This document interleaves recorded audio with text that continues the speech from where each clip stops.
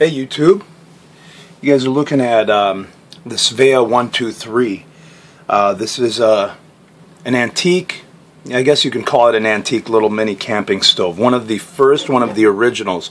That top portion is not original to the stove. This is a stainless steel cup, but it seems to fit, so I'm going with it. You're looking at my new little flea market find. This right here cost me 25 bucks, and I'm going to do a little review on this stove. What's up YouTube? This is Rudy El Segundo. You haven't heard from me in a while, but I've been busy.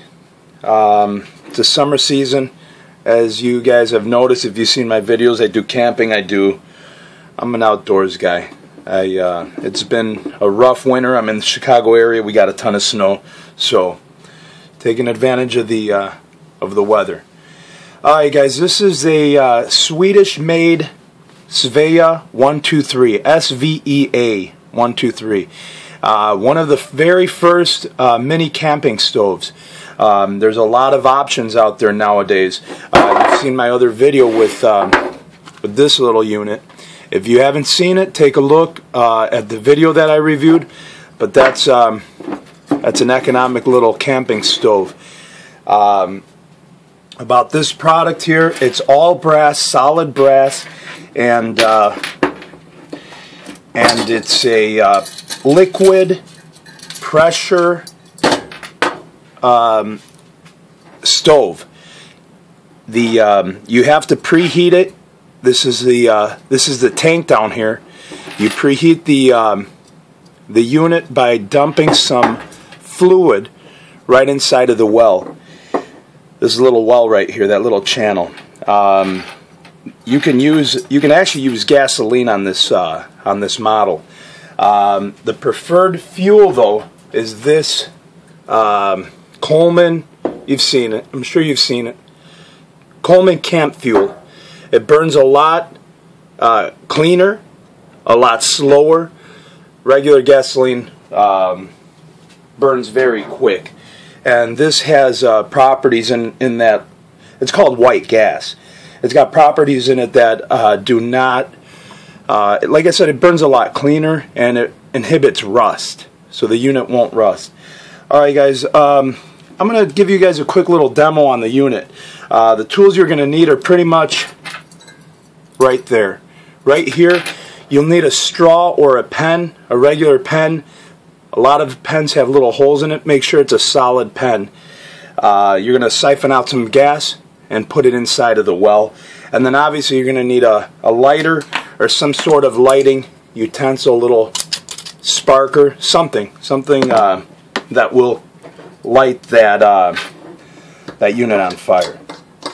Excuse me, that fluid on fire. So you start by uncapping it. You take your pen, remove the insides, and you're going to siphon out some gas. So you siphon it out, put it inside of the well, and put it inside of the fuel tank, and remove some of the I don't know if you can see what I'm doing here. Remove some of that liquid, and then dump it right inside of the well. Always be sure to cover it back up. Put the cover or the cap back on it, tighten it down, and then go ahead and light it. And what this is doing, it's pressurizing the well. The liquid inside is going to heat up. This little shaft up here is going to also heat up, and it's going to create pressure inside of the fuel tank. What that does is obviously it creates pressure. You need that pressure to spew out the gas. Eventually that gas is going to turn into vapor. The first few, once you open it, it's going to spew out liquid. Obviously righty-tighty, lefty-loosey. It's going to spew out some liquid, and you can speed the process along by lighting it. I don't know if you could see that, but the unit is actually lit right now. I don't know if you see that little flame down here at the bottom. You got it. Alright, so the unit's on fire right now. The unit is lit, and you build up the pressure, obviously righty-tighty, lefty-loosey. Let it heat up. It's going to spew a little bit more. Once it heats up, it'll vaporize, like I said. And, oh, it just went out.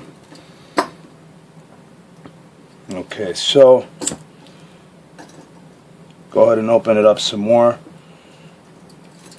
I didn't put enough fuel on the inside. But that's the gist of it, guys. That's pretty much the gist of it. You have to let it build up pressure, and I didn't put enough in the well. Regardless, that's how you light it. It is this is the screen guard, or the wind screen. You feed the key right through here, and it's going to line up to a couple holes. It's got 3 holes actually. So you line it up, push it down, and then give it a little twist. One of the very first camping stoves was this SVEA 123. It was produced by a company that manufactured blowtorches. I would say this unit here is about maybe 40, 50 years old, possibly 60 years old. They do go that far back. It weighs about 19 ounces empty. It carries about 4 ounces of fuel. Enough fuel to last about an hour of continuous burn time. I don't recommend you using this stove inside of a tent. You want to have plenty of ventilation because it does release fumes that are, I don't think they're toxic, I don't think that, but they do, they will make you a little nauseous. They'll make you, like I said, you want to have plenty of ventilation when you're lighting this unit. You can light it inside of your tent. Once you get it going, you can actually shut it off. You can shut it off. This bell is going to heat up. It's going to get piping hot. It's going to contain a lot of that pressure, and you can move it outside. When you get out there, there's going to be enough pressure. You turn on the unit and then go ahead and light it up, and it'll spark right up. It'll light right up. It was a quick review, guys. If you guys got any questions or comments, post them. Great little unit. I purchased it for about $22 at a flea market, a local flea market that I went to some time back. And I've seen them on eBay. They go for about, I would say, about $50 to $60. Right now it's a camping season.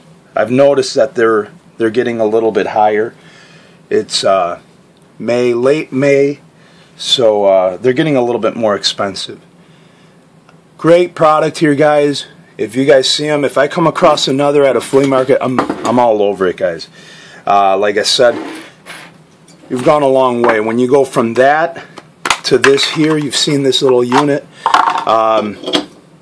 Obviously, that's why this is a lot easier. You don't need to carry any tools for this newer unit here. Everything comes on here. The only thing missing on this unit is the windscreen. Obviously, you see this doesn't have a windscreen, but you don't really need a windscreen on this unit.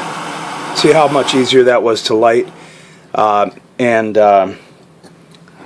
that's probably why this unit here became obsolete.